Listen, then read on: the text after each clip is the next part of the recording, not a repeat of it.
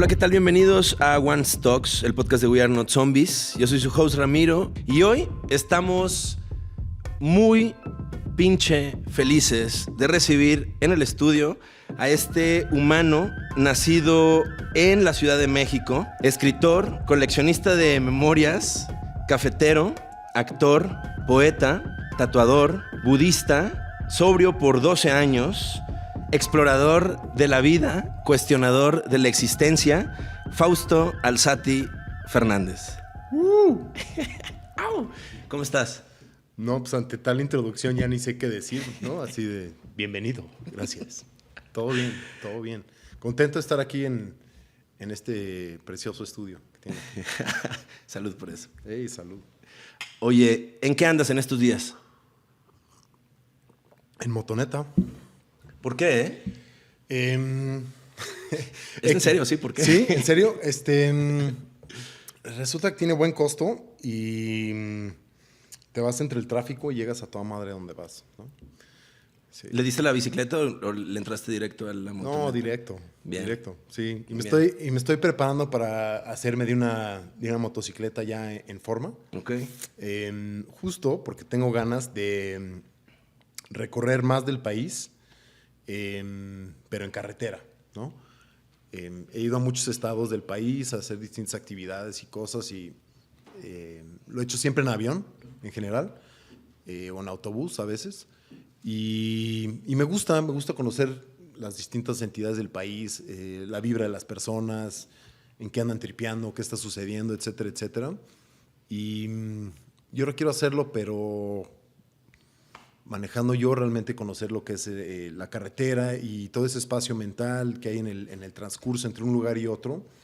Y justo en ese transitar de un lugar a otro, que de ahí venga una propuesta tanto poética como gráfica para en distintos estados declamar y tatuar, ¿no? Pero que la obra tenga un sentido de recorrido y que sea, digamos, de alguna manera endógena a través de cierta sensibilidad al lugar mismo donde se hace la impronta, ¿no? Wow. ¿Cuándo te ves iniciando eso? Si todo marcha bien, yo creo que en otoño. Chingón. En otoño, sí. ¿Vas a tomar tus cursos? ¿Te vas a preparar? Sí, para no romperme la madre. Ojalá, ¿no? Pero vamos, ¿no? Vamos, sí, Órale. sí jalo, ¿eh? Yo no le sé, pero sí le entro. Yo tampoco, pero Va. es el plan. Oye, dime, bueno, ahora sí, ¿en qué estás tripeando en estos días? Va. Pues mira, voy a estar tatuando un poema, ¿no? Hace un par de años tatué un libro completo de poemas en 180 personas, más o menos, verso por verso, o algunas personas solo querían una palabra o una frase, ¿no?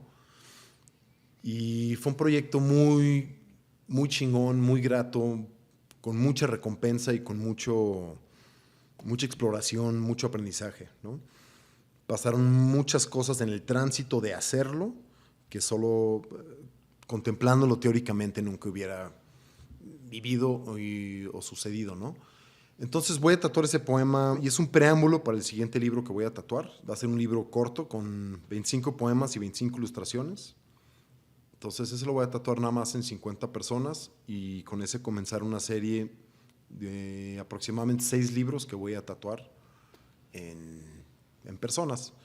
Y a través de ese proyecto de estar tatuando mi poesía y demás en piel, en personas, o sea, se volvió otra forma de escritura, ¿no? Porque ahí te va, ¿no? El lenguaje no tiene sentido de manera aislada. Es decir, tenemos lenguaje porque tenemos más personas, ¿no? Porque somos gregarios, porque hay una sociedad, porque nos comunicamos con otros, ¿no?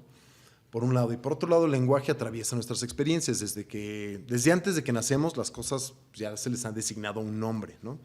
El nombre no tiene nada que ver con la realidad de la cosa en sí o el nuómeno, pero ya hay un nombre para ti, tus papás tienen un nombre, el hospital tiene un nombre, la cama tiene un nombre, tu parto se llama parto, ¿no? Etcétera, etcétera. Entonces el lenguaje atraviesa nuestras experiencias como un intento de simbolizarlas, ¿no? Y de poderlas representar para unos y otros. Y escribir de esa manera, escribir sobre la piel, sobre el cuerpo, en el cuerpo, me ha traído muchas reflexiones torno al lenguaje como estructura social y como estructura de la psique. Y por otro lado, a la autoría, ¿no? Porque yo escribo un fragmento de un poema mío en la piel de otra persona, ya es de esa persona, ¿no? Es decir, hay una coautoría de cierta manera y se va resignificando todo el tiempo, ¿no? Digo, eso pasa con cualquier cosa. Escuchas una canción que escuchabas hace 10 años y la vuelves a oír hoy y es una canción muy distinta, ¿no? Es decir, quizás te remite nostálgicamente a algún tipo de afecto en particular, pero la experiencia y la interpretación que tienes de tal ya va a ser otra, ¿no? Entonces tú tienes una frase aquí de un poema y quizás en un día que estás muy melancólico te dice algo, ¿no? Y un día que estás muy eufórico te dice otra cosa. Y un día que no tienes ni siquiera tiempo te dice otra cosa. Y por otro lado, con ello surgió otro tipo de lectura, ¿no? Porque pues un libro, tradicionalmente, pues tienes tu libro, te lo llevas, ¿no? Lo ojeas, te sientes en algún lado, etc. Y aquí se vuelve muy incidental en distintos tipos de situaciones la lectura, ¿no? Es decir, quizás llevas el brazo así en el metrobús y aquí está la frase y otras personas lo van leyendo, ¿no? Entonces se volvió una especie de campo expandido de un poema, ¿no? Y fue una sorpresa porque yo no esperaba que tuviese el auge o alcance que empezó a tener de manera muy orgánica, ¿no? Cómo se fue creciendo solito el proyecto. Yo neta pensaba que iban a llegar 4 de mis amigos, así de, bueno, vas, ¿no? Y cagado, ninguno de mis amigos fue. Ojetes. Pero empezó a llegar un chingo de gente con ese interés. Y eso me hizo preguntarme, me obligó a cuestionarme por qué estaba pasando eso. Y por un lado está este vínculo que tenemos a través del lenguaje como una estructura o como un estructurante de nuestra experiencia.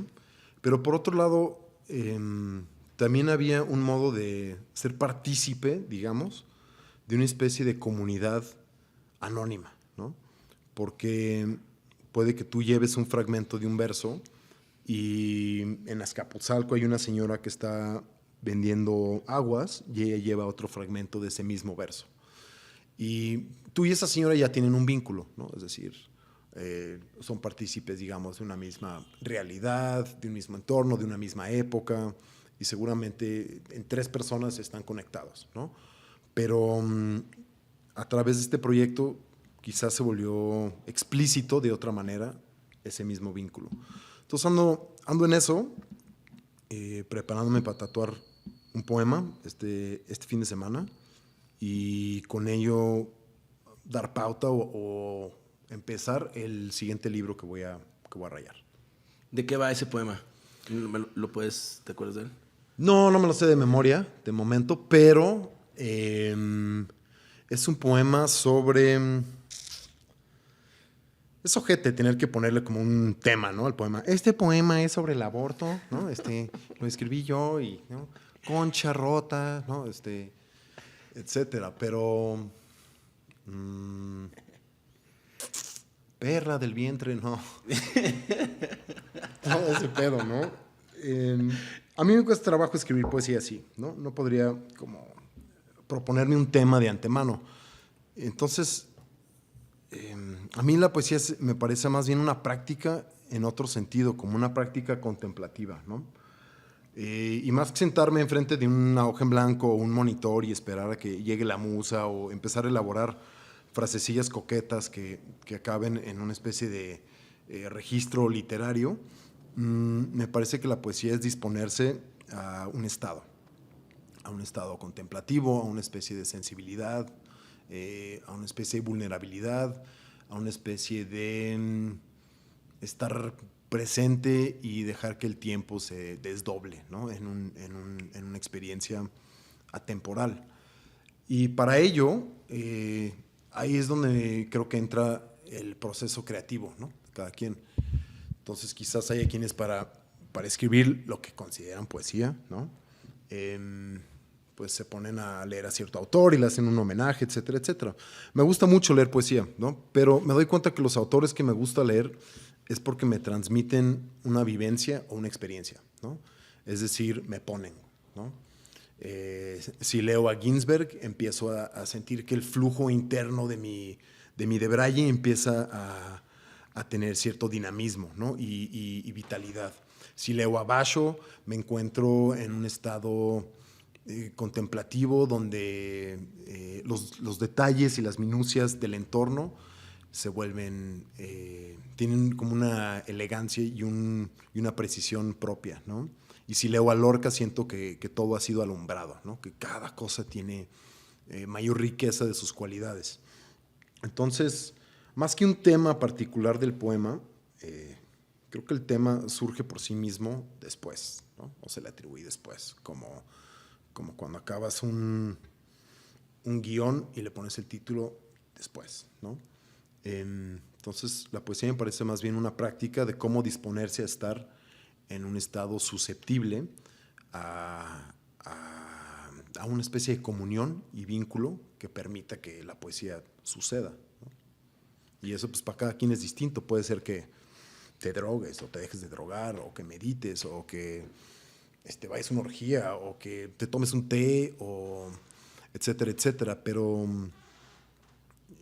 creo que sí requiere una práctica casi como de metacognición, como de poder ver tu estado y encontrar modos de ir quitando ciertos obstáculos. ¿Cómo fue para ti? ¿Cómo empezó el proceso creativo para ti? Remontándonos así a cuando empezaste a escribir. Pues primero creo que tiene que ser la angustia, ¿no? O en mi caso, al menos, lo primero que encuentro ahí es la angustia, ¿no? O sea, la angustia de ser prepubescente, la angustia de no saber qué está pasando, la angustia de crecer en tu casa y puta, o sea, todas las dinámicas y bizarras que hay en cualquier casa, ¿no? Y estarte tratando de acoplar a eso y no tener lenguaje o cabida con qué hacerlo. Y toda la pinche angustia de estar en una escuela, ¿no? Y el otro chavito y este pedo y la morrita que te gusta y la chingada y eres un pendejo, entonces no le gustas y como toda esa pinche angustia, ¿no? De estar creciendo y sentirme muy, muy abrumado y no ubicarme, ¿no? Y de ahí empiezo a encontrar refugio, por así decirlo, en distintas obras de arte, ¿no? En discos, ¿no? Como, yo me acuerdo del Violator de Depeche Mode, el Appetite for Destruction de Guns N' Roses, que fueron lugares, o sea, para mí fue un sitio, fue como entrar a un sitio y decir, aquí, esto es mío, y desde aquí puedo explorar un chingo de lo que me está pasando, de lo que vivo. Y yo creo que por ese entonces también empecé a leer a los poetas románticos, ¿no? A Blake, Yeats, y a los contemporáneos, ¿no? A Villaurrutia, Igor Ostiza y demás. Y encontrar en ese uso del lenguaje en donde funciona la elipsis, la metáfora, la sinestesia, encontrar una manera de poder, uno, dar un recuento de lo que estaba sucediendo desde distintas ópticas, y dos, a poder hacer una descarga de los afectos que estaban atravesando mi experiencia en ese entonces. Entonces empezó más o menos como a los 13. Creo que era un morrito muy, muy raro. Y que además, o sea, tuve como la fortuna o el infortunio de que desde muy morrito, si yo pedía chingaderas de Navidad, ¿no? Yo siempre quería juguetes violentos. Siempre, güey. O sea, unas pistolas y unas esposas y unas pinches espadas y unos colmillos con sangre y la madre. Y mis jefes, pinches ñoños, siempre me traían libros, güey, ¿no? Y así, puta, güey, ¿no? O sea, ya era de hueva bajar como en Día de Reyes, así de, qué chido, vamos a ver, pinche libro, güey, ¿no? Entonces, pues crecí, había muchos libros en mi cantón y demás. Y pues me hice de ellos, ¿no? Ni modos. Y siendo un morrito tan bizarro, extraño, me sentía muy inadecuado, empecé una banda con mis amigos, ¿no? Entonces, pues esa era también como mi venganza, güey, ¿no? Porque todos los otros ojetes ya, o sea, en mi salón ya tenían barba, casi, güey, ¿no? Y un pinche morrito así.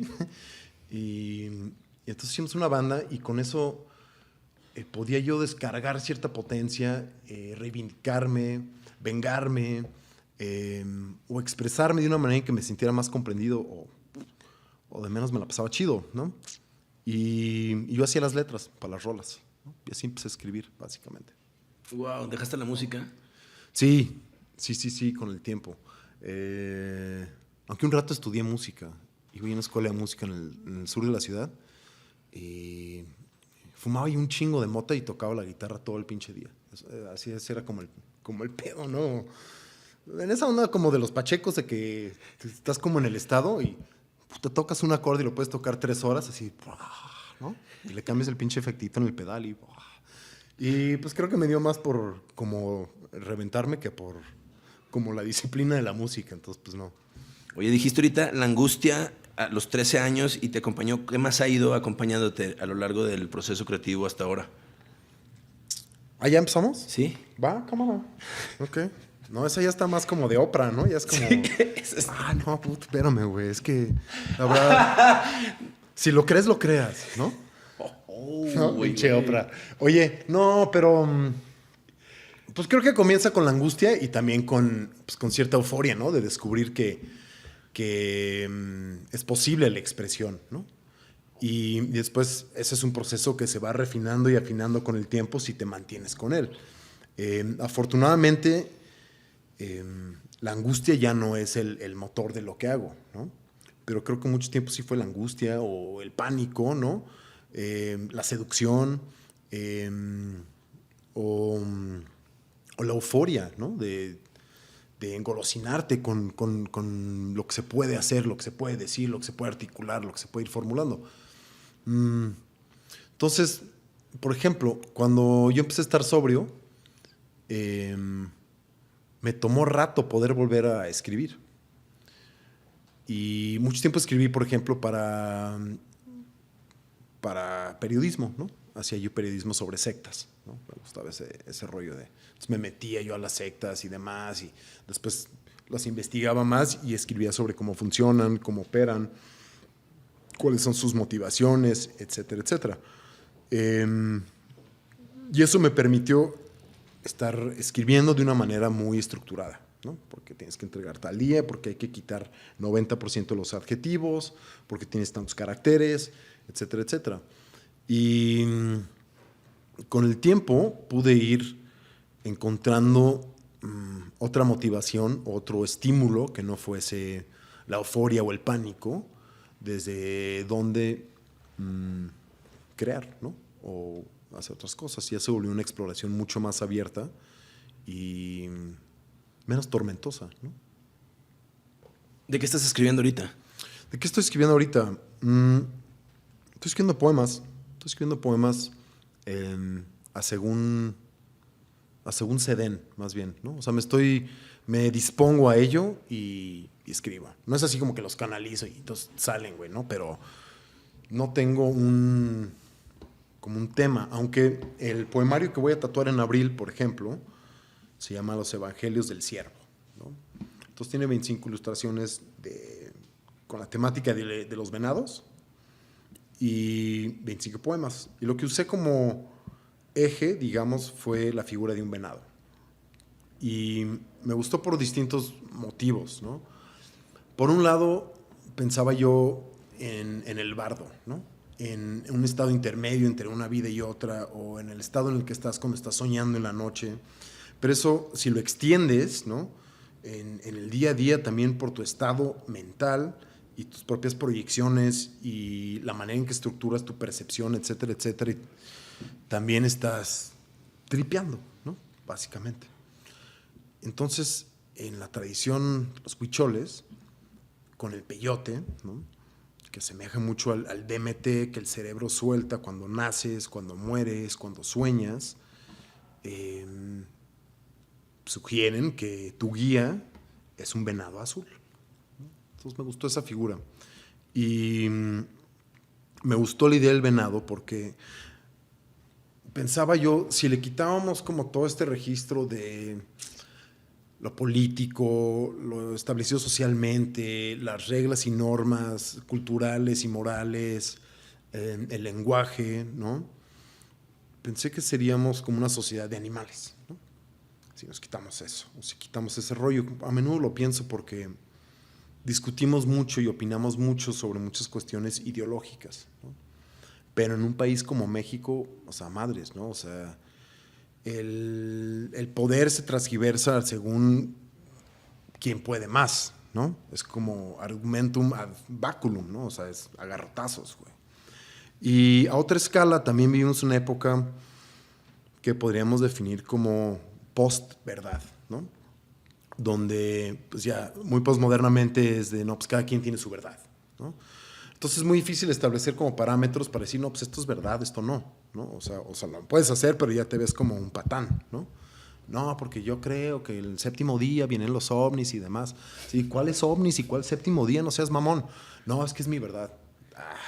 ¿No? Entonces como que respetar se vuelve casi como ser codependiente, ¿no? Como, no, sí, pues es su verdad, güey, no hay pedo, güey, ¿no? Entonces es muy difícil ante eso. Y también el modo en que funcionan las redes sociales y los medios hoy en día y demás. O sea, no mames, si te inventan un escándalo mañana, Ramiro, es muy difícil. Serían muy pocas las personas que creerían en ti y en tu inocencia ante tanto ruido que altera la percepción pública, ¿no? Entonces, como ante todos esos fenómenos, ¿no? La especie de simulación de la ideología para servir a las élites de poder, sean cuales sean, y el sofismo de una época de posverdad y esta especie de retórica donde ya no hay lógica, pero sí hay una especie de economía de la celebridad en donde ya no importa tanto qué dicen, sino quién lo dice, etcétera, etcétera, y qué tan amplificado es el mensaje. Es como vivir en la jungla, básicamente. O sea, hay muy poca diferencia entre eso y estar en la jungla. Entonces pensaba yo, madres, me acordé de esos libros que leía de niño de Richard Scarry, donde estaba el gusanito que manejaba su manzana, ¿no? O Peppa Pig, ¿no? Donde sale la señora Conejo y la más así. Como que empecé a ver las cosas un poco así, ¿no? Salía a la calle y decía, no, pues eso es un jabalí, ¿no? Eso es un alacrán, esos son dos cerditos, ¿no? Y nunca me he identificado como una especie de depredador, ¿no? O sea, yo no salgo en la calle y así, cuando me amanezco en la mañana, así, pues a ver a quién me chingo, ¿no? No, es que no, ¿no? Soy un poco autista en ese sentido. Y entonces pensé, puta, pues sería como un venado, ¿no? Porque uno es como un animal de presa, ¿no? Pues están viendo que te chingan, ¿no? Si te roban, te secuestran, te transan, te timan, te quitan algo, ¿no? Entonces, pues tienes que estar a las vivas, de cierta manera, ¿no? Y además, o sea, el venado tiene como el infortunio, además de ser un animal pues, grande, ¿no? Y además, o sea, machito, güey, ¿no? Con cornamenta, la chica así. Además, o sea, ni siquiera está como disimulado, ¿no? Y a través de eso empecé a reflexionar un chingo, ¿no? Así como, imagínate que eres un venado, güey. ¿Y cómo sobrevives siendo un venado? Pues tienes que aprender a estar callado, tienes que prestar atención todo el tiempo, ¿no? Y a través de eso me acordé de una tarde, yo estaba acampando en Canadá, en una montaña, y amanecí temprano y me fui a sentar al lado de un lago, y del bosque vi salir un venado, pero majestuoso, así, enorme, ¿no? Ya un animal maduro. Y la manera en que caminaba, sin hacer ruido, ¿no? Cómo mastican con delicadeza. Y se acercó y tomó agua, como que me volteó a ver así como, cámara, güey. Y se fue, ¿no?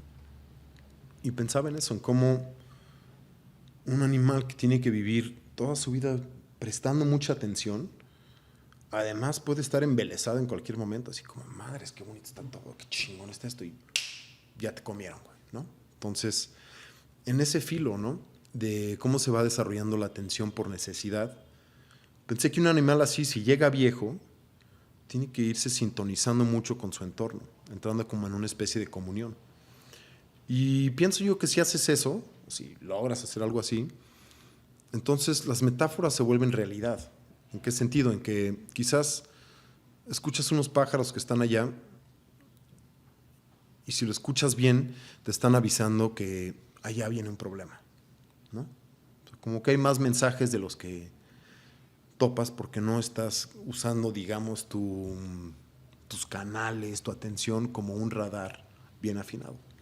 Y quizás vivir como un animal de presa de esa manera, poniendo atención y sobreviviendo, puede hacer eso. Entonces, pues ese fue el de Brian, el que me acabé metiendo pensando en el venado y la madre así, y así acabé escribiendo ese poemario que se llama Los Evangelios del Ciervo. Los Evangelios del Ciervo.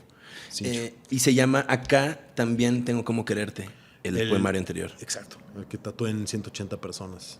Ahí anda. ¿Ya tienes a las 50 personas? Para el siguiente, no, ahorita voy a tatuar un poema y... ¿Este forma parte de eso?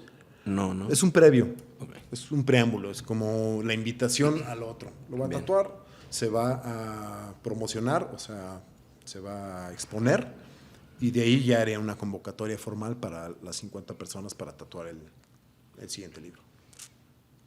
Escribo en piel humana, dice tu bio de Twitter, ¿no? Sí, me pareció como bastante elocuente y breve, ¿no? Así, pues eso hago, ¿no? Escribo en piel humana.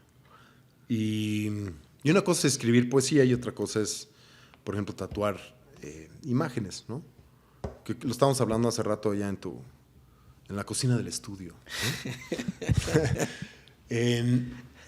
Pero madres, eso es como todo otro tema, ¿no? Es decir, ay, todo el desmadre del tatuaje contemporáneo, ¿no? Pienso yo que el tatuaje logró deslindarse de su necesidad de justificarse ante ciertos estándares conservadores y highbrow, que era básicamente de, está muy bien que estés tatuado mientras sea súper significativo, ¿no? Tipo, se murió mi abuela y mi abuela era todo para mí, entonces me puse aquí, porque la dualidad, ¿no? Y como que se logró romper eso un poco con este espíritu, pues, como kitsch, irreverente, del ignorant style incluso, ¿no? Y demás, donde pues, me hice una pizza, ¿no? Es un marcianito cogiéndose una marcianita, ¿no? O sea, como se volvió un poco más lúdico en ese sentido, ¿no? Aunque, curiosamente, pues, no deja de ser interpretable, ¿no? Porque te tatuaste una pizza, no una torta, güey, ¿no? O sea, ahí hay algo, ¿no? Pero dejó de requerir ser justificado por su significado melodramático, ¿no? Como, no, es que esto es muy profundo, muy religioso, muy cabrón, entonces está justificado que tenga yo esto en la piel, ¿no? Está chingón. Pero, también por otro lado ya un poco nos volamos la barda, ¿no? Y el chiste no es caer en esto como una especie de moralina, como de mamá regañona, pero sí también hay muchos significantes o signos o símbolos sin significado. O sea, sin un respaldo o una especie de fundamento que les dé un sustento narrativo que lo vincule con una experiencia de la realidad, ¿no? Traemos gorras de Air Jordan y nunca vimos a Jordan jugar, ¿no? Con una playera de Lady Gaga y unos calcetines de Bob Esponja, ¿no? Y unos calzones de Kanye West y pues por un lado X, ¿no? O sea, si a ti te gusta y pues, te ves muy bien, ¿no? Pero por otro lado sí hay una especie de vacío y me parece que genera angustia más que otra cosa, ¿no? Y en esa angustia y ausencia de un significado, creo que hay una especie de sintomatología en donde repetimos compulsivamente para no topar plenamente la realidad de nuestra experiencia, ¿no? Es como una coartada. Entonces, pensándolo desde ahí y desde la teoría psicoanalítica del trauma, ¿no? Todos tenemos traumas porque todos vivimos cosas muy intensas, ¿no? Cuando no las podíamos asimilar, entender o representar. No teníamos la capacidad particular qué chingados nos estaba pasando de niños, ¿no? Fueran cosas intensas, agradables o desagradables o confusas y todo ese pedo, ¿no? Y eso genera una carga desde el inconsciente, ¿no? Y que no creen en el inconsciente, que no mame, ¿no? O sea, porque no me ven que nunca han estado buscando sus llaves. ¿Dónde están mis pinches llaves? Y las tienes en la bolsa, ¿no? O nunca has dicho una cosa en vez de decir la que querías decir, ¿no? O sea, pasa, ¿no? O porque sueñas en la noche, ¿no? O sea, la idea de quiénes somos se ve muy rebasada por toda esta carga energética, ¿no? Y cómo se va estructurando como un lenguaje o como un sueño a través de metáforas. Y entonces toda esa carga de esa experiencia no articulada se queda en nosotros y la acabamos llevando a actos, ¿no? ¿Por qué escoges el mismo tipo de pareja, ¿no? ¿Por qué estás otra vez cantando José José, roto del corazón en una cantina, güey, ¿no? ¿Por qué acabas viviendo en lugares iguales cada vez? ¿Por qué? Etcétera, etcétera, ¿no? Acabamos llevándolo al acto y haciendo de ello una realidad en busca de tratar representarlo o, sobre todo, nomás repetir la intensidad, repetir la sensación, repetir la intensidad. Y la manera en que eso se puede ir quebrando y permitiéndonos una posibilidad creativa, digamos, en nuestra propia vida y como de menos pinche sufrimiento, es articulándolo. Y pienso yo que el tatuaje puede cumplir esa función de, a través de un símbolo, sintetizar información metafóricamente en torno a una experiencia, una intensidad, una situación, una vivencia, un trauma, representarlo como tal y escribirlo, portarlo y además, pues, las sensaciones de hacerte el tatuaje mismo, pues también son parte de esa digestión o de ese expresarlo, ¿no? Y eso es lo que estoy intentando o comenzando a formular como una especie de proceso como terapéutico, artístico, por ahí, y va chido, está interesante. Es como un poco de psicoanálisis tatuado, ¿no? Sí, como darle un... ¿Sabes qué pasa? Que el tatuaje, pienso yo que ahorita, por ejemplo, ¿qué diferencia hay entre lo que hace X tatuador y lo que podría hacer una computadora, ¿no? En ese sentido, gran parte del tatuaje yo pienso que es artesanal. Es decir, es artesanal en el sentido de que repite ciertas formas visuales, con modificaciones y propuestas estéticas, pero en general creo que carece de una voz propositiva que establezca un diálogo con la época, con la realidad, digamos, simbólica de una época y decir, pues te contesto, güey, ¿no? Es como muy complaciente en ese sentido y pienso yo que fácilmente podrías llegar con una computadora que tenga un banco de imágenes enorme y decirle, pues quiero tipo un zombie con un We Are Not, con una taza y un sombrerito. Y güey, madres, y te da 10 opciones, ¿no? Así de, ahí están tus 10 opciones. Ah, pues tipo esta me late, está bien vergas, ¿no? Y con un brazo electrónico te lo tatúas sin falla alguna, así impecable, ¿no? Porque, qué bonita línea, ¿no? Y todo, o sea, va, güey, ¿no? Y pienso que se podría hacer una máquina, cualquier máquina, ¿no? Hoy en día ya. Entonces, ¿cuál es el otro elemento que no podría replicar un autómata, güey? Es el proceso mismo, ¿no? La empatía, la escucha, la interpretación y la capacidad de llevar eso y sintetizarlo en un símbolo que sirva un poco como bálsamo, ¿no? Como, pues no quisiera decir como talismán, pero sí como un alivio, sí. Y ahorita que estamos hablando, bueno, del psicoanálisis, del lenguaje, de las palabras, de las estructuras, de todo eso, tú traes karma y devoción en tus manos. ¿Qué pedo? Sí, carnal. Pues es como pizza, ¿no? Más o menos. ¿Tú qué traes o qué? Yo, fíjate, no traigo textos. ¿No? No, sí traigo acá uno. Dice sea. ¿Sea? Sea. ¿Y qué sea? Lo que sea. ¿Lo que sea? Lo que sea. Whatever.